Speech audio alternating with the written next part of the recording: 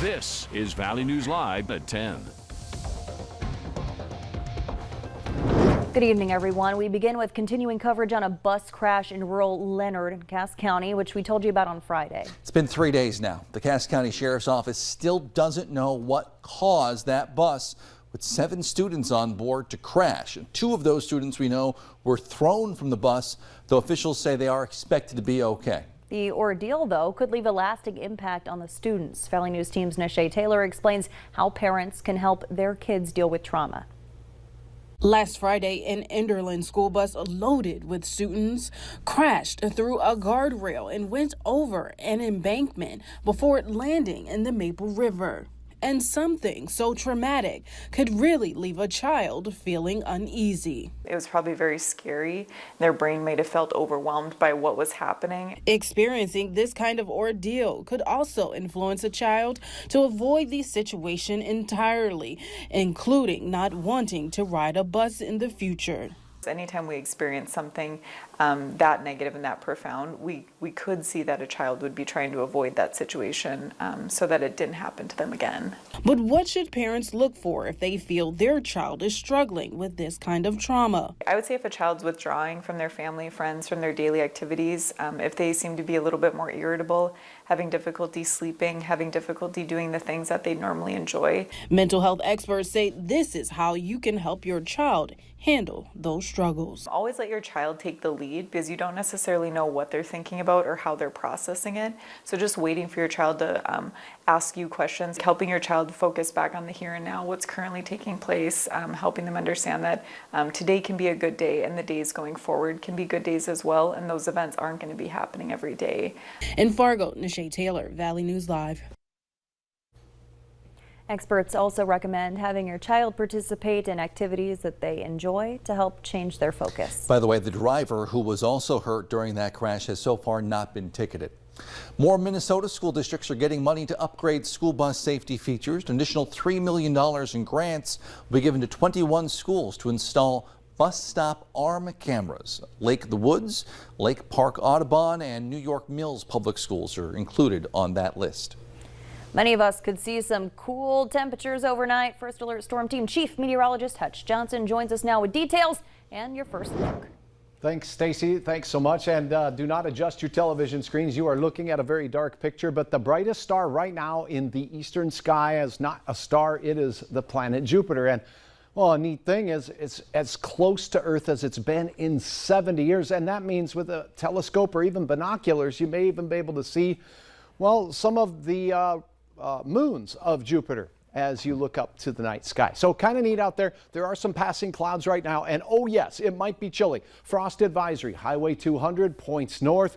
Good chance of frost. Some may see temperatures dip as low as the 20s, but we do have a couple of sprinkles making their way through Lakes Country right now. Becker County, northern Otter Tail County, out in the Clearwater County area, a couple of sidewalk wetters as well.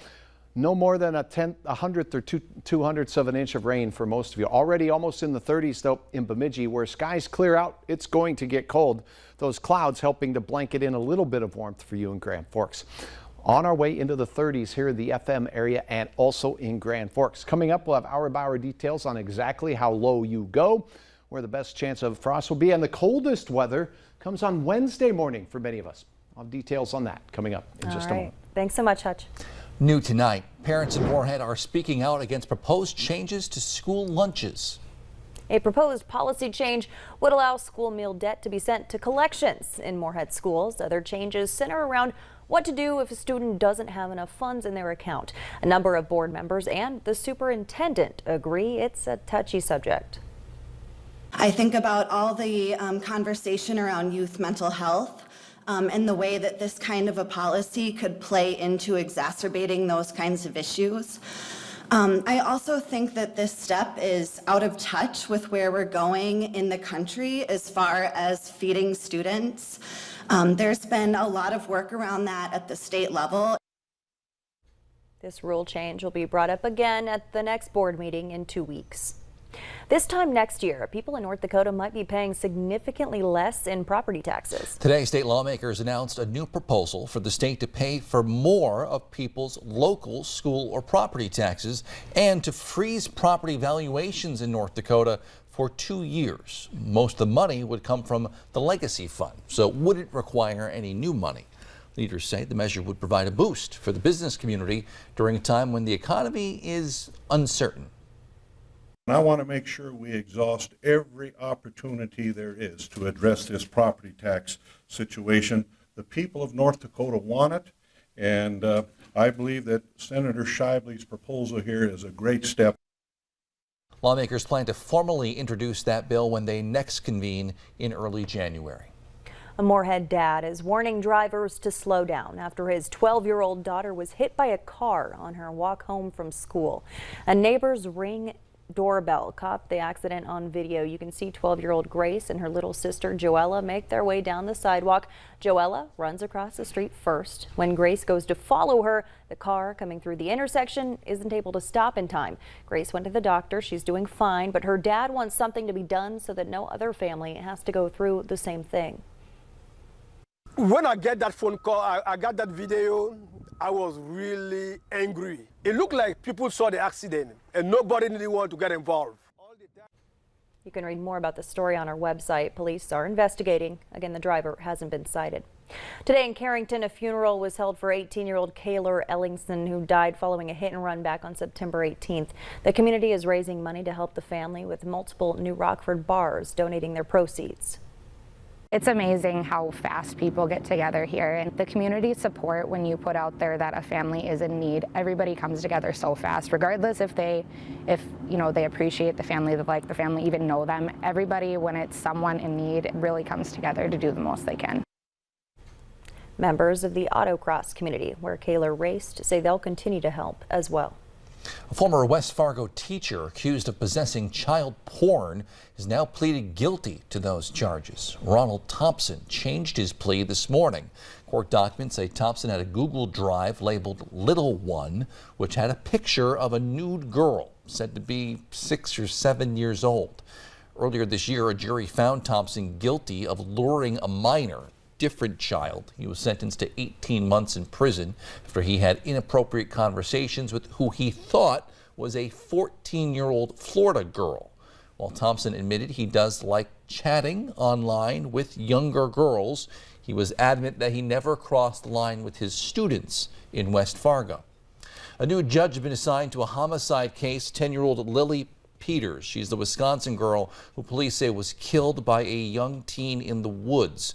A new judge was requested by the attorney for the 14-year-old murder suspect. He's facing multiple charges, including first-degree intentional homicide. A scheduling conference is slated for this Thursday. Hey, heads up for drivers. North Dakota Highway Patrol is deploying a new type of vehicle. And they say it's less conspicuous than their current ones. The reflective graphics are less visible in the daytime. The lights are on the inside rather than the outside. Officials say it'll make it easier for troopers to find aggressive drivers and help prevent crashes. The vehicle will be used in parts of the state where there's been an increase in distracted driving, starting here in Fargo. A popular Minneapolis restaurant closed this weekend after a stomach-churning discovery went viral. The video appears to show a rodent in a bin of rice at Stella's Fish Cafe.